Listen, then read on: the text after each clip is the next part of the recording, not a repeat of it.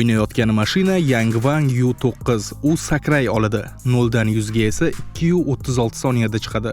Bundan tashqari bu videoda suza oladigan, joyida turib 360 darajaga burila oladigan mashinalar va BYDning yangi texnologiyasi 9 daqiqada avtomobilni 10 dan 97% gacha zaryadlay oladigan flash charging stansiyasi qanday ishlashini ham ko'rishingiz mumkin. Aynan shunday aql bovar qilmas kelajak texnologiyalarni o'z ko'zimiz bilan ko'rish va ularga xolis baho berish uchun BYD e-Journey xalqaro press turi doirasida Xitoyning Chenzhou shahriga safar qildik. Biz shunchaki zavodlarni emas, balki kompaniyaning eng yopiq va innovatsion sinov poligonlaridan birini ham ko'zdan kechirdik. Trekda biz ko'rgan raqamlar rostdan ham hayratlanarli edi. Masalan, boshda aytib o'tganimiz Yangwang U9 superkari shunchaki shou uchun sakramaydi. Uning Disus X intellektual osma tizimi shu qadar mukammal ishlanganki, g'ildiraklardan biri yo'q bo'lgan taqdirda ham o'z muvozanatini yo'qotmay harakatlana oladi. Yoki ulkan Yangwang U8 yo'l tanlamasini olaylik. Poligonda maxsus suvli bassenda bu mashina xuddi qayiq kabi suv ustida suzib o'tdi. Suvga to'liq tushganida ham saloniga umuman suv kirmaydi va boshqaruvni to'liq saqlab qoladi. Bizni yana bir hayratda qoldirgan mashina Denza N9 flagman yo'l tanlamasi bo'ldi.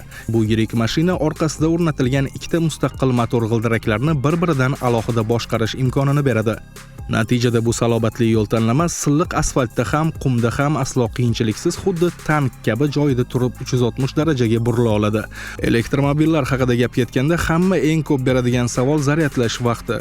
BYD Chenzhouda ko'rsatgan yangi 1,5 megavatli flash charging stansiyalari bu muammoni butunlay hal qiladi. Tasavvur qiling, yo'l-yo'lakay to'xtab bitta qahva ichguningizgacha, ya'ni atiga 9 daqiqa ichida mashinangizning akkumulyatori 10 dan 97% gacha quvvatga to'ladi.